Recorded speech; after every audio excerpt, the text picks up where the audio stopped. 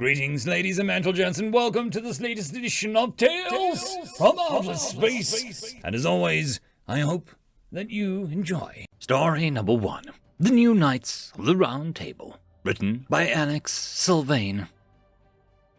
It had been 3 solar years since I pulled the sword from the stone. A lot had happened since. With Mr. Lin's help, we spread our message to planet after planet. I campaigned and struggled. I became famous throughout the entire Kepler system, but I'm only too aware that my work has not yet even begun. The real work begins now. People believe in my ideals. They've elected me to high office. Now I need to see if they're willing to fight for my ideals as well. I gaze around the room. 6 others sit at my table. Mr. Lin stands behind me, whispering advice and suggestions. He's the only one I completely trust. The others are, more complicated. The first is Sir Illikun, an Azathonian. As the head of the Department for Alien Species, he's probably the second most trustworthy one here. He knows that my campaign for complete equality between sentient creatures, magical, non-magical, alien, human, whatever, can only help him in the long run. Humanity may be the dominant species, but it doesn't have to be forever. Next is Sir Alfred Dean, representing the re-emerging fairy kingdom. She is the most potential to be a powerful ally, but currently, being that most of the universe doesn't believe she exists, she's mostly just a 4.4 child with attitude problems, and wings, shiny ones. Edicon has already taken to calling her Alfie, which she hates. Next is Father Pietro DeVoe, the leader of the Neo-Trinity faith within the Kepler system. A handsome, well-groomed man, the only one to turn down a knighthood. The fact that he has come here at all means that he is interested in what I have to say. No doubt, he has his own ambitions. I'll have to keep them in check. My ambitions come first. Next is Sir Isaac Lazarus, a white-haired and steely-eyed. He's the leader of the Scientists Guild. He originally had no plans to join my alliance. But when I proved to him that Excalibur had rendered me unbreakable, he joined my side in a hurry. Outside of Merlin, he's probably the oldest one here. He has new bodies grown in medivats. We use them for regrowing limbs every year, and transfers his consciousness to them. The rumor is that he's actually a living bolt of electricity that is transferable between bodies.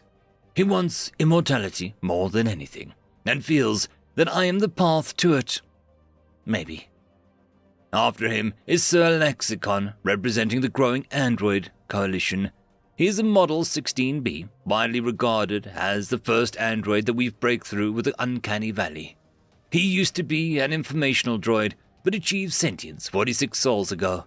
He believes the singularity is swiftly approaching, and all non-biological beings will need representation in the world. With the growing amount of sentient cases in the world, I'm inclined to believe him. Probably the most important one here to win over to my cause is Sir Gwen Nevere, a tall, beautiful, dark-skinned woman. Her words command military forces on 100 planets.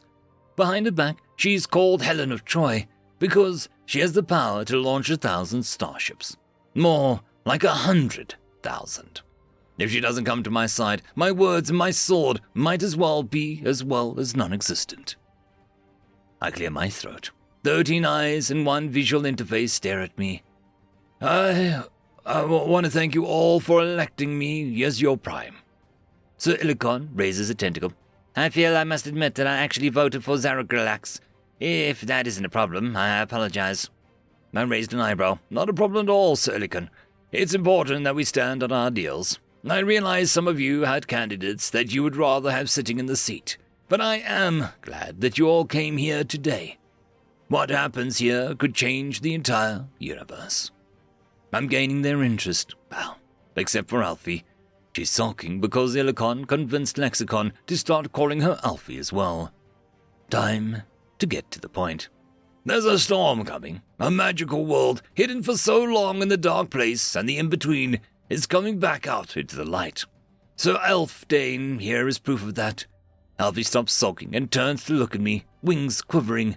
She knows that this is important. Humanity has never been good at accepting new things. Transition has always required chaos. And believe me, friends, chaos is coming. The age of understanding is at an end. The Galactic Coalition and the Bico Alliance are at each other's throats. The Gravian Empire is in full revolt. Magic will be match that will light the tinderbox that is this universe. I have everyone's full attention now.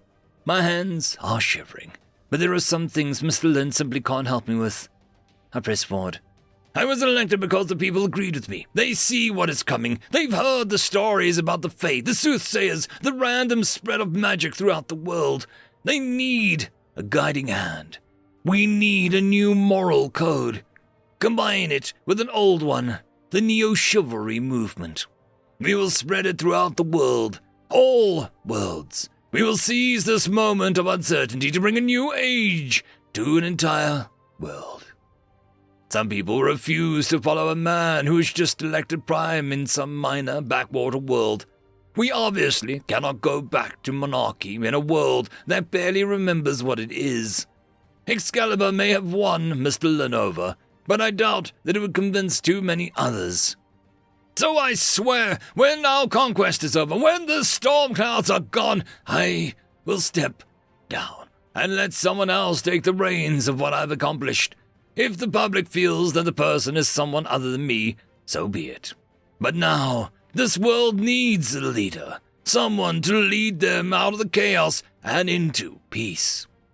I will be that someone. I will stand in front of the storm and part it with my sword. Who's with me? Sir Gwen is the first to respond. She stands up, draws herself up to her full, intimidating height, and nods. I will follow you, Prime Artorius. I will follow you to the ends of the world. Her eyes are sparkling. She has always wanted to seize the world. I am the only vehicle. She's like a domino. With her on my side, the others don't take long. Sir Lazarus shakes my hand. Father Pietro bows to me, a motion of subservience, and Sir Illicon and Sir Lexicon shout their assent. Alfie excitedly buzzes around the room. Then I bring to a close the first meeting of the new Knights of the Round Table. The room cheers in assent. Mr. Lin smiles. Just so you know, a sweet voice whispers in my ear. They call it round table discussion because everyone is supposed to have equal say in it. I turn to the final person in the room, my other advisor, Morgan. She was the first to grasp the concept of magic from Mr. Lin. She took it like a Nerriman to a dream bath. Something about it made Mr. Lin nervous. Something he can't remember. I remember. Some things bleed through from my old life. Mistakes I made. I know I'll make many more mistakes along my journey, but I don't want to make the same ones. Morgan is my modern advisor to counteract Mr. Lin's ancient advice. She whispers the things Mr. Lin doesn't want to tell me. I accept her words with a smile. Thanks, sis. I'm going to keep her close this time. I am not going to let her betray us. I love her too much for that. End of story. Story number 2. Jonathan and Martha. Written by British Tea Company. For a few billion years, I always thought humanity was just a mote of dust in the infinite universe. Since the last 10 years, I've come to realize that mote of dust might be more important to me than anything else in the universe. You probably couldn't comprehend what I am in my true form. My jaws could swallow your whole world if I wished. My hands could extinguish your star and leave you in eternal darkness. I could will your world in and out of reality, and you wouldn't notice a thing. That is not important, however. What is important is what my daughter thinks. We left her on Earth after our falling out. Contrary to what you believe, creatures like us still manage to be quarrelsome, even in martial affairs that have lasted longer than your solar system. It got so bad in my case that we ended up agreeing to leave our baby on Earth rather than take our turns on raising her child. Yes, we can be petty too. It's one of your failings as much as it's one of ours. That one thing that was shown to me, and it made me feel not so big for the first time. Our baby landed on Earth. a couple found her and raised her as their own, watched from afar, observing as our child slowly realized the differences between her and her mortal companions. In a way, I was always envious of how two mortals got to share the experience with my daughter. I didn't personally get to congratulate her on flying to the moon and back. I didn't get to listen in with her to the song of the stars, and I never got to sit by her side and point out all the stars in the celestial sphere to her.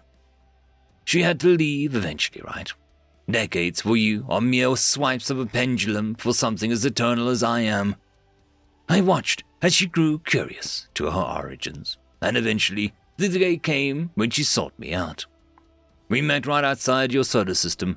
I offered her the universe, told her of distinct galaxies that we'll see together, and the stars and constellations that we could sculpt together as father and daughter. And to my shock, she didn't want it. She only wanted to meet me to know what she really was. When she had her answers, she turned around and went straight back to Earth. She lives amongst them still. When the humans continue to drive themselves to folly, she steps in and sets it right. When a force of nature comes to remind humanity of how small they truly are, she steps in and makes sure it never strikes. When that's all said and done, she returns home to her parents to enjoy the time they have left, and maybe occasionally she'll come to me and ask if I wish to visit. When I see how happy she is living amongst them, the offer truly becomes tempting.